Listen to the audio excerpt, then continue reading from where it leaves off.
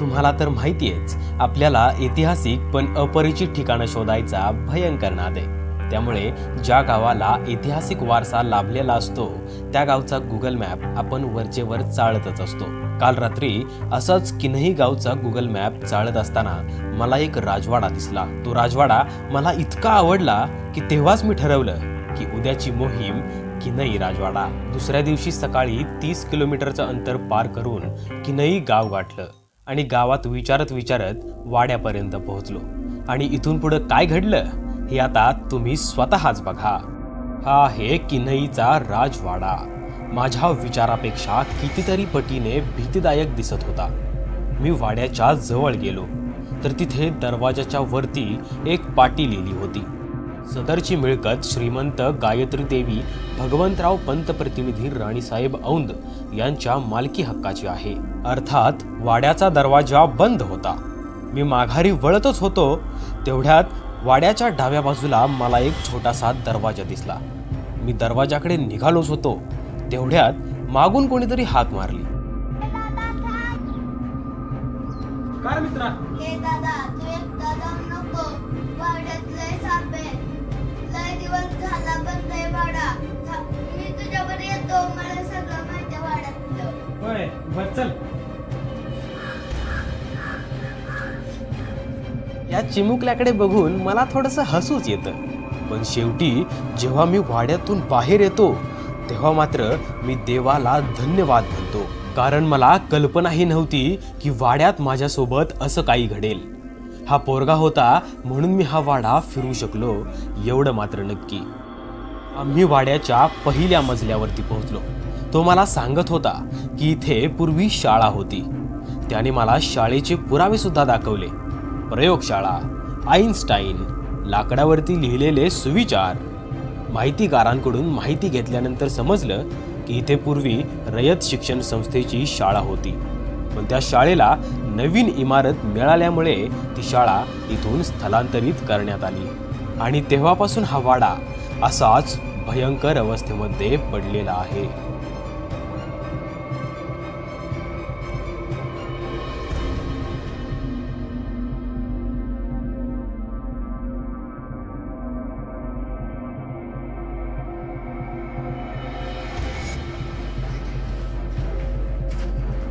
या खोलीतून मग आम्ही पुढच्या खोलीमध्ये निघालो होतो.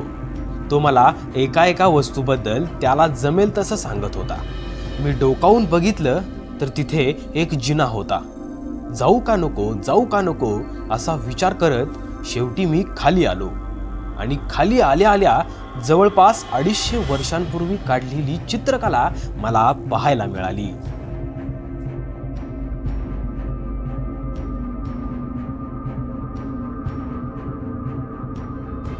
तिथली सगळी चित्र पाहून झाल्यानंतर मी हळूहळू आतमध्ये जात होतो तर तेवढ्यात मला कसली तरी हालचाल जाणवली. ओसरीवरती नक्कीच कोणता तरी प्राणी किंवा पक्षी होता.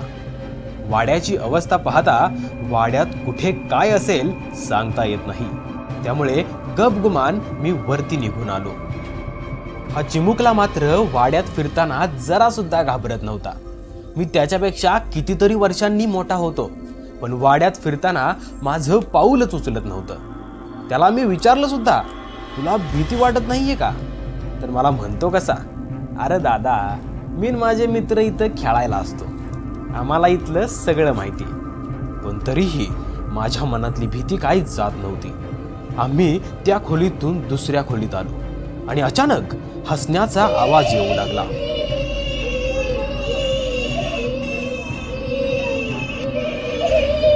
नंतर समजलं की ही पोरं आतमध्ये खेळत होती. तेव्हा कुठे जीवात जीव आला बाबा. आमचा चिमुकला तिथलं सुद्धा मला सगळं सांगू लागला.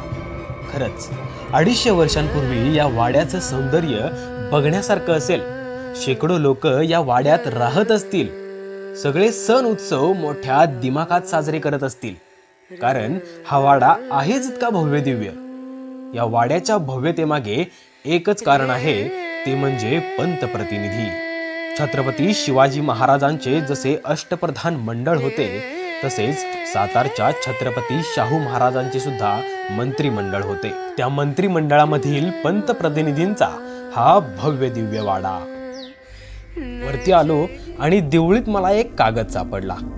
कागदावर काय लिहिलं आहे हे वाचता येत नव्हतं, पण कागद आणि त्यावरची शाई बघून हा कागद त्याच काळातला असावा असं वाटत होतं. तो कागद तिथेच ठेवला आणि पुढच्या खोलीमध्ये जाऊ लागलो आणि तिथलं दृश्य पाहून मी अचंबित झालो.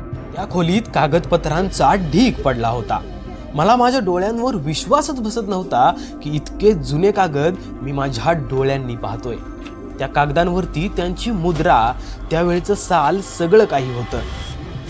मग मी पुन्हा पहिल्या खोलीत आलो आणि देवाची आठवण काढली आणि देवाला म्हणालो की हे देवा, हा वाडा जास्तीत जास्त दिवस उभा राहावा यासाठी या वाड्याला ताकद दे.